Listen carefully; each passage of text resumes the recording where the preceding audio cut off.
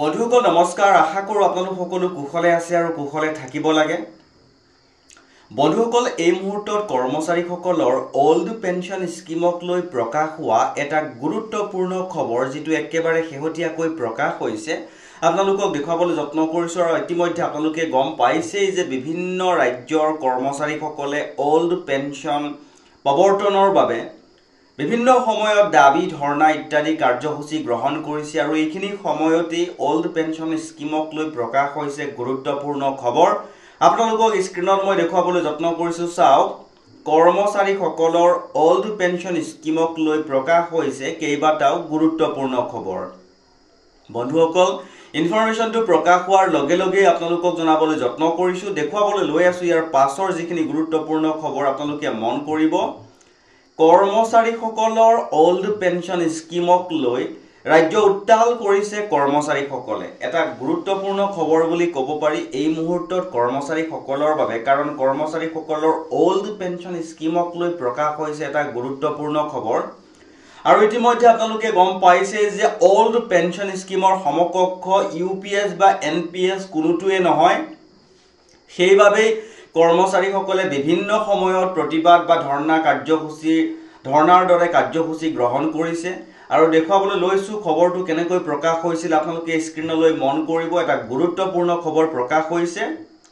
যদি হিমাচল প্ৰদেশে পুনৰ প্ৰৱৰ্তন কৰিব পাৰিছে তেন্তে পাঞ্জাবক কিয় বাধা দিছে প্ৰশ্ন কৰে এনপিএছৰ কৰ্মচাৰীসকলে এটা গুৰুত্বপূৰ্ণ খবৰ প্ৰকাশ হৈছে আৰু ইনফৰমেশনটো সম্পূৰ্ণ সবিশেষ দেখাবলৈ যত্ন কৰিছো চাওক পাঞ্জাবৰ 4টা বিধানসভা আসনৰ উপনিৰ্বাচনৰ আগতে পুৰণি পেনশন প্ৰণালী বা ওল্ড পেনশন সিস্টেম পুনৰ স্থাপন কৰাৰ ইস্যু পুনৰ এক প্ৰবল সমস্যাৰ ৰূপত শাসনাধিষ্ঠ আপৰ বাবে ওলাই আহিছে এই সময়তে ৰাজ্য চৰকাৰৰ বহু কৰ্মচাৰী আৰু পেনশনগ্ৰাহী যিসকলে ওপিএছ পুনৰ স্থাপন কৰাৰ দাবী আহিছে তেওঁলোকে 18 নৱেম্বৰৰ দিনটো কলা দিন হিচাপে পালন কৰে আৰু চৰকাৰৰ বিৰুদ্ধে প্ৰতিবাদ সাব্যস্ত কৰে কৰ্মচাৰী আৰু পেনশনাৰসকলে আপৰ ওপৰত ক্ষুব্ধ কিয়নো এতিয়ালৈকে তেওঁলোকে নিৰ্বাচনৰ পূৰ্বে দিয়া পুৰণি পেনশন প্ৰণালী ওল্ড পেনশন স্কিম পুনৰ স্থাপন কৰাৰ প্ৰতিশ্ৰুতি পূৰণ কৰা নাই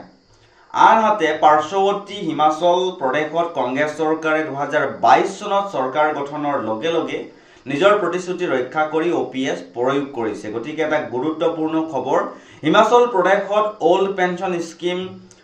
পুনৰ প্ৰৱৰ্তন হৈ গৈছে আৰু পাঞ্জাবত এতিয়ালৈকে হোৱা নাই আৰু কৰ্মচাৰীসকলে চৰকাৰক প্ৰশ্ন কৰিছে যদি হিমাচল প্ৰদেশত পুনৰ প্ৰৱৰ্তন কৰিব পাৰে তেন্তে পাঞ্জাবত কিয় নোৱাৰে এইভাবে প্ৰশ্ন কৰিছে যে তেওঁলোকে যি নিৰ্বাচনী ইস্যু লৈছিলে 4টা বিধানসভা আসনৰ বাবে বাই ইলেকশনৰ যি নিৰ্বাচনী ইস্যু লৈছিলে সেই নিৰ্বাচনী ইস্যুত ওল্ড পেনশন স্কিম প্ৰৱৰ্তন কৰাৰ কথা উত্থাপন কৰা হৈছিল বুলি উল্লেখ কৰিছে আৰু সেইভাবে কৰ্মচাৰীসকলে বৰ্তমান সময়ত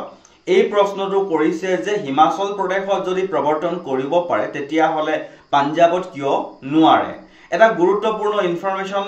পালো আৰু সেইভাবে আপোনালোকৰ সৈতে শেয়াৰ কৰিবলৈ চেষ্টা কৰিলো আগলৈকো যদি ওল্ড পেনশন স্কিমে হওক বা অন্যান্য এজন কৰ্মচাৰীৰ চাকৰি জীৱনৰ সৈতে জড়িত বিভিন্ন সময়ত প্ৰকাশ হৈ থকা